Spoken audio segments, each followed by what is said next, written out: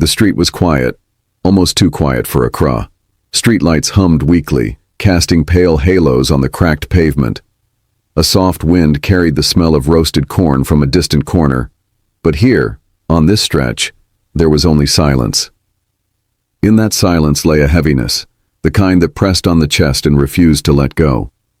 Welcome to Tales by Kwame, where every story has a heartbeat. Sit back, relax, and let the spirit of Africa speak through the power of words. Are you ready? Let the tale begin.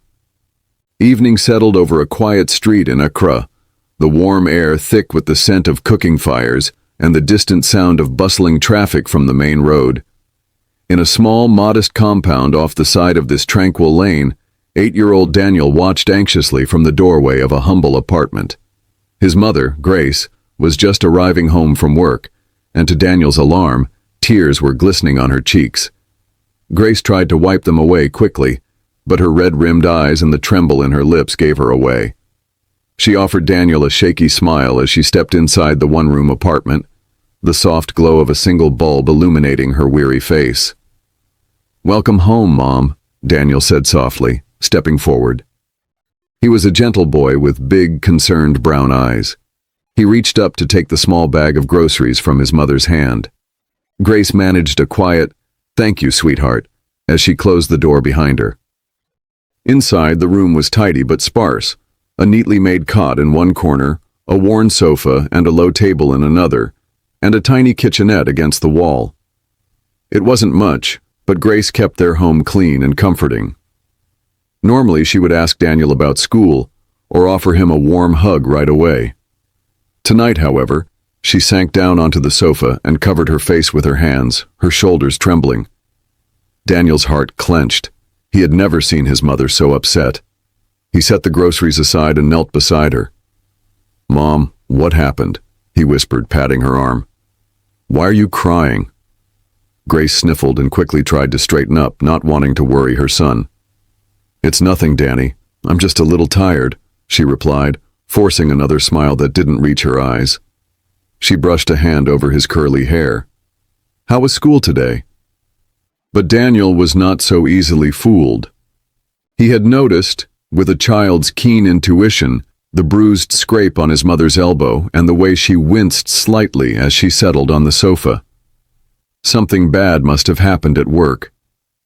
Grace worked as a janitor at a large company headquarters in the city. It wasn't an easy job, but she always came home with her head held high. To see her come home in tears was both startling and infuriating to the little boy. He gently took his mother's hand. "Mom, did someone hurt you?" he asked in a small, worried voice. "Please tell me. I want to help." Grace bit her lip, fresh tears gathering in her eyes. She hated burdening her young son with her troubles, but the truth spilled out before she could stop it. "It's just, there's a woman at work, one of the staff," she admitted quietly. She said some very cruel things to me today." Grace's voice faltered. "She called me awful names, Daniel. And I didn't know what to do." Remembering the humiliation of being called a whore in front of other employees made Grace's cheeks burn with shame. The hurt in her eyes was plain. Daniel's little face tightened with anger. "Why? Why would she call you names?" Grace looked away, wiping her tears. "She doesn't like me. Maybe because I had you while I was unmarried," she whispered. Admitting that aloud was painful. Society had not been kind or understanding about her being a single mother, and this particular coworker never missed a chance to sneer at Grace's situation. "And yesterday—" Grace hesitated, but Daniel was listening intently, gripping her hand. "Yesterday, that woman got angry over a spill in the hallway and she pushed me, and I fell. I got a bit hurt." Grace's other hand went to her side where a dull ache still lingered from hitting the floor. "I felt dizzy and sick today, so it was hard to work, but she kept calling me names, saying I was worthless." A single tear rolled down Grace's cheek. She quickly added, "It's okay. I'm okay. I'll handle it, Danny. Don't worry." But Daniel was trembling now, not with fear, but with righteous anger far beyond his years. He adored his mother. He knew how hard she worked to provide for him, especially after his father died. To hear that someone had hurt her, pushed her down, and called her such hateful things made Daniel's small hands curl into fists. He had seen his mother cry quietly before, on the nights when money was especially tight, or when memories of his late father weighed on her. But never had he seen her broken like this. As Grace stood up to go change out of her work clothes, Daniel's mind raced. He couldn't let this go. How could an adult, someone who worked with his mom, be so mean and wicked to such a kind person? His mother was the best person he knew. She didn't deserve this bullying. Daniel's 8-year-old heart brimmed with protectiveness. That night, after Grace went to bed with a headache and lingering sadness, Daniel lay awake on his small mat on the floor beside her. In the dim light, he watched his mother's silhouette and listened to her uneven breathing, wishing he were big enough to shield her from all the hurt in the world. Determination hardened inside him. If no one else would stand up for his mom, then he would. Grace had no idea what he was planning, and he knew she wouldn't approve. She always taught him to be polite and not cause trouble. But this was too important. Daniel decided that the very next day he would go to his mother's workplace and give that bully a piece of his mind. He would do it without Mom's knowledge or consent. It was something he felt he had to do. The following morning dawned clear and hot. Grace woke up feeling achy and feverish. The push from the previous day had strained her back, and the stress had taken a toll. Seeing her pained wince as she tried to get ready for work, Daniel insisted, "Mom, please don't go to work today. I will go get you some medicine." He gave her his most earnest look. He didn't mention his true intent, going to confront the woman who had caused his mother so much pain. Grace hesitated. She didn't usually let Daniel go out alone, an 8-year-old going out alone. But she was feeling dizzy and weak, and the thought of having her responsible sweet boy helping was comforting. "All right," she conceded softly, stroking his cheek. "But you must promise to return quick, okay?" Daniel nodded obediently, hiding the flicker of resolve in his eyes. "I promise, Mom." An hour later, Daniel arrived at the tall glass office building in downtown Accra where Grace worked. The city was already alive with activity. Cars honking and weaving through traffic, people in suits and business attire hurriedly entering buildings or grabbing breakfast from street vendors. Daniel walked into the lobby.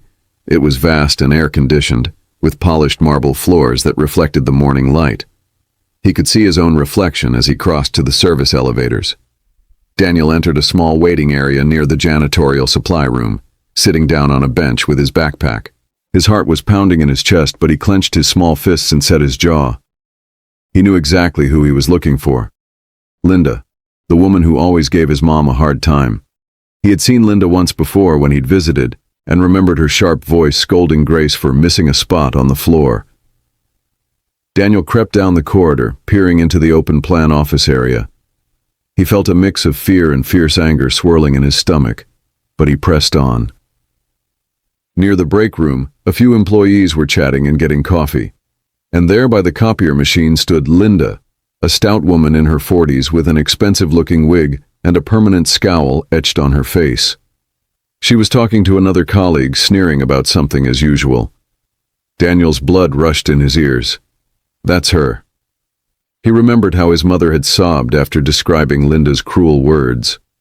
Seeing the woman laughing as if she hadn't done anything wrong made Daniel's cheeks burn. Summoning all his courage, Daniel stepped forward into the break room doorway. "Hey!" he shouted, his high-pitched voice startling the adults. "You, Linda!" All heads turned, and Linda nearly spilled her coffee in surprise. She blinked at the small figure standing defiantly in the doorway. "What on earth?" she muttered, not recognizing him at first. "Who are you? And what are you doing in here?" Daniel marched right up to her, his little hands balled at his sides. His heart hammered, but he refused to be afraid. "I'm Daniel," he said loudly, his voice shaking with fury. "I'm Grace's son, and you've been really mean to my mommy." A couple of the other employees exchanged astonished glances. Linda's eyes widened. Now she recalled the boy. She had seen him once with Grace. Her surprise quickly turned into annoyance. "You shouldn't be here, kid," she snapped, glancing around as if expecting someone to swoop in. "This is a workplace, not a daycare. Go wait wherever your mother left you." But Daniel stood his ground. "No, not until I tell you what I want to say," he declared. He could feel hot tears of anger in his eyes but blinked them back fiercely. "You're a bad person. You hurt my mom and made her cry. You called her—" He choked on the ugly word but forced it out. "A whore? That's a terrible lie. My mom is a good woman. You're nothing but a bully." Gasps rippled through the small gathering of onlookers.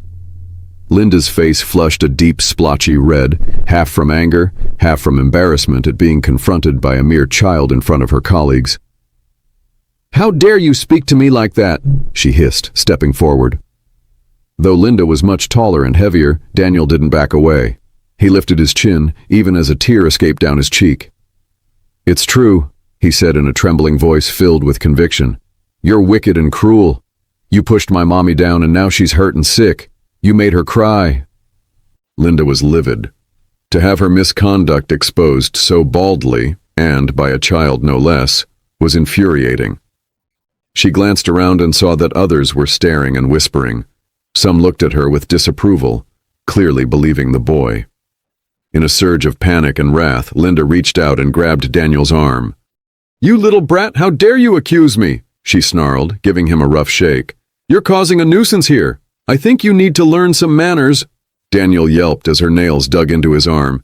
Fear flashed through him at her intimidating grip, but he refused to cower. "Let me go," he shouted, trying to wrench free. "I'm not afraid of you." By now the commotion had drawn more eyes. A few employees stepped closer, though none had interfered just yet. It was a highly unusual sight. An enraged staff member practically nose to nose with a fiery little boy in the middle of the office floor. Suddenly, a new voice cut through the tension like a knife. "What is going on here?" The voice was calm but authoritative, used to being obeyed. Immediately, the cluster of employees parted like the Red Sea. Standing there, in a crisp navy blue suit, was Michael Owusu, the young CEO of the company. He had been walking by on his way to a meeting when he heard the shouting. Michael was in his early 30s, a handsome Ghanaian man with a commanding presence and kind eyes. Those eyes now swept over the scene, a child in the grasp of one of his staff, both looking upset. Linda instantly released Daniel's arm as if she'd been burned. Her face went from red to pale in a heartbeat. "Sir, she stammered, smoothing her blouse and trying to regain composure. Daniel, chest heaving, looked up at the tall man who had appeared. He guessed this must be the big boss his mom sometimes mentioned in passing. The boy's emotions were running high. He was scared, angry, and worried about getting his mom in trouble. But when he saw the gentle concern on Michael's face, he sensed he might have found an ally. Michael raised an eyebrow. His voice remained quiet but firm. "Is someone going to explain why there's shouting in my office?" He specifically looked at Linda, then down at Daniel with a reassuring nod. "Young man, are you okay? What's your name?" Daniel swallowed, rubbing the sore spot on his arm. I'm Daniel, sir." He remembered to be polite despite everything. "I'm here because—" He shot a furious look at Linda, who was fidgeting with her hands. "Because of her. She was being really mean to my mom. My mom is Grace. She cleans here." A flicker of recognition crossed Michael's face at the mention of Grace. He prided himself on knowing all his employees by name, even the janitorial staff, though he hadn't interacted much with Grace beyond polite greetings. He certainly hadn't known there were issues like this. Michael's gaze hardened slightly as he turned to Linda. "Is this true? What is he talking about?" Linda opened her mouth, a denial ready on her tongue, but the weight of several pairs of eyes on her, including her CEO's, made her falter. She knew the boy spoke truth. Likely other staff had noticed her harsh treatment of Grace before. Trying to lie now could make things worse. Her mind scrambled for an excuse, any way to save face. "Sir, I'm sorry," she mumbled, avoiding eye contact. "It was a misunderstanding. Might have lost my temper with Grace yesterday and said some things I shouldn't have, but she was being incompetent and— Did you push her? Michael interjected sharply. This boy says Grace was pushed and hurt. His tone left no room for evasion. Linda's mouth went dry. She had not expected the CEO himself to get involved. She stuttered. There was no escaping it now. She nodded reluctantly. Yes, but it was an accident. She wasn't cleaning properly and I got angry. She fell, but I didn't mean for that to happen. A cold silence descended in the office corridor. Michael's expression went from stern to openly disgusted. He could not believe what he was hearing. Bullying, name-calling, even physical aggression. And over what? A spill? His voice was quiet, yet everyone could hear the simmering anger in it. That is completely unacceptable behavior, Linda. In fact, it's despicable. How dare you treat a colleague, any person, that way? He stepped closer, and Linda seemed to shrink. This company does not tolerate harassment or violence. You violated every standard of conduct and basic human decency. Linda's eyes brimmed with tears of panic now. Sir, please. I've worked here for 5 years. I was just stressed. You should have considered the consequences before assaulting and abusing someone. Michael cut her off, voice like ice. Pack up your things. You are fired, effective immediately. A collective gasp went up, and then a charged hush. Linda looked as if the ground had dropped from under her. She opened her mouth in shock, perhaps to beg or protest, but one look at the CEO's unforgiving face told her it was pointless. 2 security personnel who had arrived at the scene now stepped forward at a nod from Michael. They stood by, ready to escort Linda out. Humiliated and shaking, Linda cast a hateful glare at Daniel. This isn't over, you little— she began, but one of the security guards firmly interposed, guiding her away. Michael knelt down to be at eye level with Daniel. The anger in his face melted into concern. He gently touched the boy's shoulder. Daniel, I am so sorry you and your mother had to go through all this. His voice was warm and sincere. Thank you for speaking up. That was a very brave thing to do. Daniel finally felt the intensity of the moment catch up to him. His adrenaline was ebbing, and he suddenly realized his heart was thudding like a drum. The whole office was still watching. He bit his lip, trying not to cry now that the danger had passed. I didn't want her to hurt my mom anymore, he managed to say, his voice cracking. Michael's eyes softened even more. I understand. He glanced around at the staff who were still gathered. Some were smiling at Daniel in approval. Others looked abashed, perhaps guilty they hadn't helped Grace sooner. Clearing his throat, Michael addressed them. All right, everyone, back to work. It's over. The small crowd began to disperse, people whispering about the unexpected drama. One kind-looking receptionist approached with a bottle of water. Here, let the boy have this, she suggested gently. Michael nodded and handed the water to Daniel, who drank gratefully, his throat dry from all the yelling. Now that the immediate confrontation was over, Michael turned his full attention to Daniel. Where is your mother, Daniel? He asked.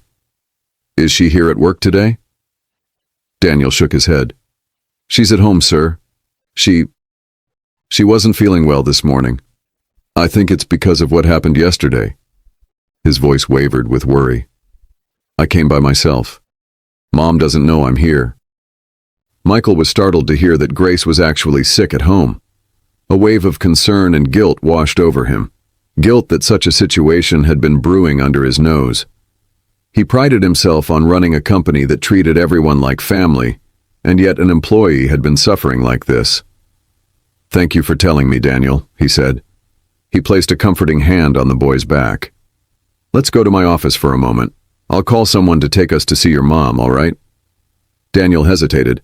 His mother hadn't wanted him to make a fuss. But he also sensed that Mr. Owusu, the CEO, genuinely wanted to help. Finally, he nodded. Okay. With that, Michael led the boy gently toward the executive elevator. He instructed his assistant to cancel his next meetings due to an urgent matter. As they ascended to the top floor, Michael thought of Grace. a quiet, hard-working woman he only ever saw pushing a cleaning cart, always polite and diligent. He hadn't known she was a single mother, or that she had been enduring torment from a colleague. The thought made him clench his fists momentarily. "This ends now," he vowed internally. Inside his office, a spacious room with a sweeping view of the Accra skyline, Daniel sat on a leather chair swinging his legs nervously, while Michael made a quick phone call. The CEO spoke in low tones, arranging for his driver to be ready with the car. Then he came over and knelt by Daniel again. "We'll go check on your mom together, okay?" "You're coming too?" Daniel asked in surprise. "Absolutely," Michael assured. "I want to make sure she's all right. And I think she'd want to know what happened here, don't you?" Daniel managed a tiny smile for the first time that morning. He felt a surge of relief. Finally, someone with power was on their side. "Yes, sir," he said earnestly. "Thank you." Michael gently ruffled the boy's hair. "No need to call me sir right now. You can call me Michael." Daniel nodded again, clutching his backpack. As they left the office together side by side, the little boy couldn't help but feel that things were finally going to get better. Michael's sleek black Mercedes pulled to a stop in front of the address Daniel had given, a small compound in a quieter part of Accra. The ride had been brief but surreal for Daniel. He sat in the back seat with the CEO of the entire company, feeling equal parts anxious and hopeful. Michael had even bought him a meat pie from a vendor on the way, insisting Daniel eat something after all the excitement. Now, as the driver killed the engine, Daniel spotted the familiar figure of his neighbor Auntie Amma sweeping the front of the compound. Her eyes grew wide at the sight of the fancy car and even wider when she saw Daniel hop out, accompanied by a well-dressed stranger. Before Michael could reach the door, Grace emerged, drawn outside by the sound of a car in front of their apartment. She looked pale and tired, wrapped in a faded shawl over her dress. The moment she saw Daniel standing beside Mr. Owusu, her heart leapt into her throat. Oh no. Fear and embarrassment flooded her. She hurried forward, her voice shaking. "Daniel, what is going on? Why are you—" Her eyes darted to Michael, and she instantly recognized him, the CEO, a man she'd only seen from afar. Now he stood in front of her humble home, looking concerned. Grace's mind raced with worst-case scenarios. I'm so sorry, sir," Grace began, her voice quivering as she addressed Michael. "I hope Daniel hasn't caused any trouble. I didn't know he went to the office." She shot a panicked glance at her son, who looked down at his shoes, unsure how his mother would react to his disobedience. Michael held up his hands in a soothing gesture. "Please, Grace, it's all right," he said kindly. "Your son hasn't caused trouble. In fact, he's been incredibly brave." Grace blinked in confusion, her breath catching. "Brave?" Daniel rushed forward and hugged his mother around the waist. "Mom, I'm sorry I went without telling you," he blurted, looking up at her with pleading eyes. I had to stand up for you. I told that bad lady to leave you alone. Mr. Owusu came and he fired her, Mom. She's gone." Grace's lips parted in astonishment. She stared at her son, then at Michael. Is this true?" she whispered. The morning sun made her head swim, and this news was almost too much to process. Michael nodded, stepping a little closer but respectfully keeping some distance. "It's true. I witnessed the end of the confrontation. Daniel told me everything, about how that woman, Linda, had been treating you. I confronted her, and she admitted it." His jaw tightened briefly with anger at the thought.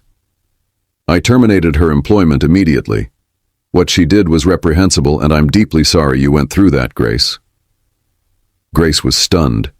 She swayed on her feet, and Daniel tightened his hug around her waist to steady her.